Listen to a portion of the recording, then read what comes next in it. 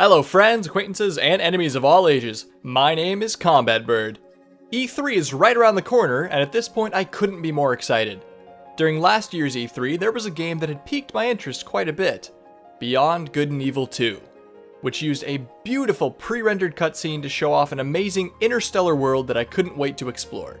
But I had never played the first one, and having heard nothing but praise about it for the past 15 years of my life, I thought that now would be a good time to go above and beyond Good and Evil.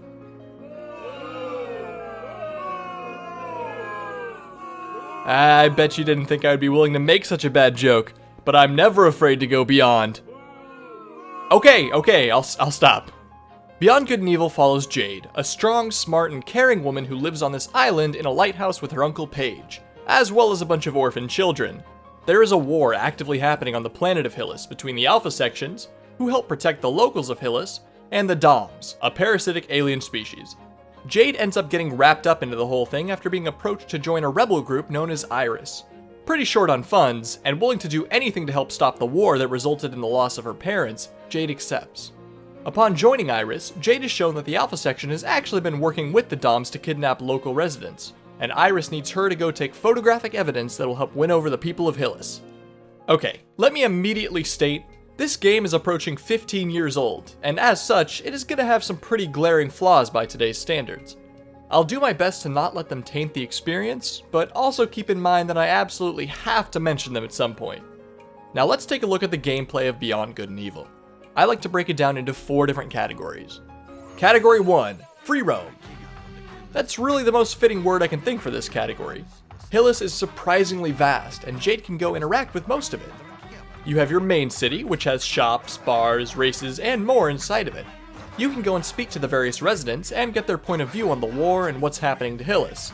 This is actually really well done because as you progress further into the game, convincing more and more people that the Alpha sections are actually evil, they begin to treat Jade differently, even rooting for her towards the end.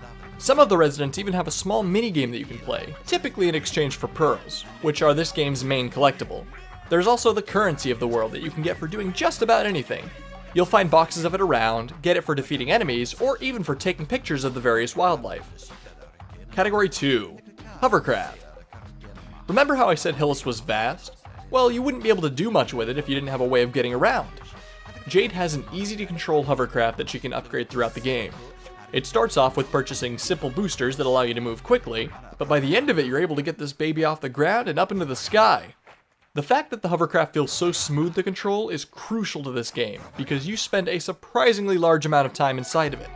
Getting from area to area is nice and simple, and the races are a ton of fun. For some reason, I even enjoyed the hovercraft more than the Batmobile in Arkham Knight. That's right, I went there.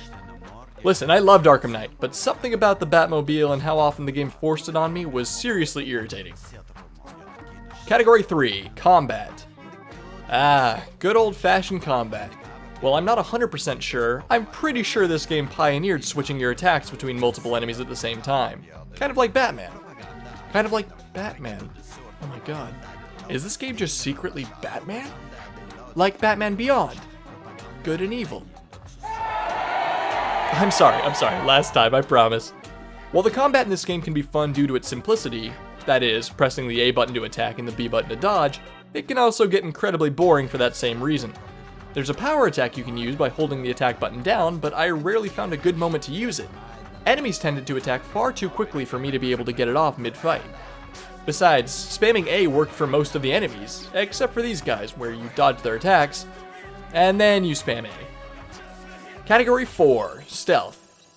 That's right, Jade can sneak around with the best of them, and once she's finally snuck up right behind you, she hits you with her signature killing blow. A light kick to the back.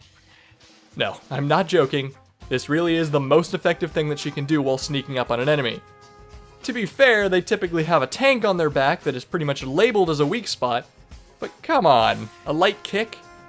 Anyway, the game isn't always so generous, and you will not be toddler kicking your way through it. There are different types of security measures that the Alpha section use, one of which being a laser turret that will one-shot you if you are detected for any reason. This is where the actual stealth comes in. Jade has to sneak around in a variety of situations, such as rolling through fog, avoiding lasers, and baiting enemies to an area so that you can either run past them or take them down while they're distracted. This category tends to come up more often than the others, but with good reason. I think that the way they handled stealth was very well done, and it certainly feels more fleshed out than the regular combat.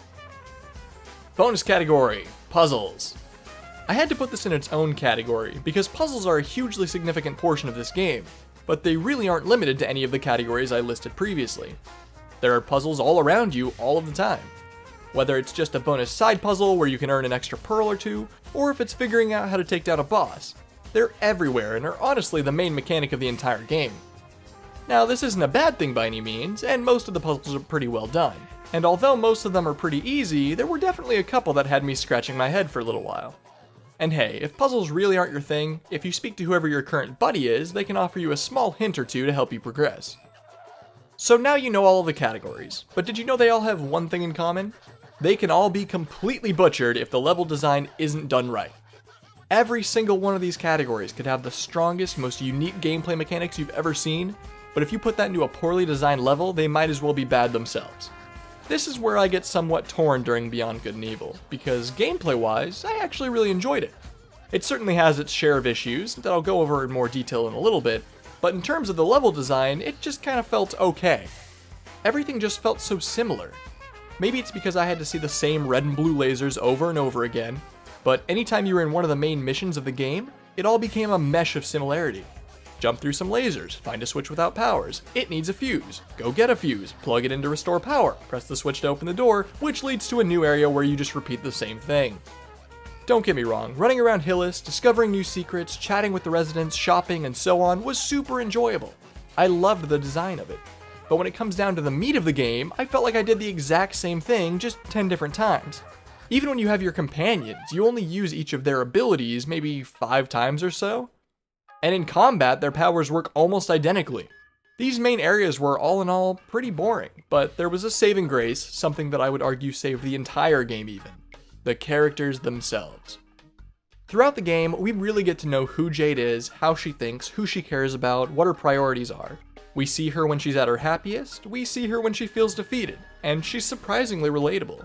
The voice acting is decent quality, and the writing has its weak points, but for the most part, it's top-notch and incredibly funny. I'm not typically a fan of cliches, but in this case, a lot of them were done well, so I'll give it a pass. Double H is your typical beefy comic relief character, or as I like to call them, the war burden. I'm alive again. It is so good to be me. But in this case, he's actually really smart, and he was always enjoyable to be around.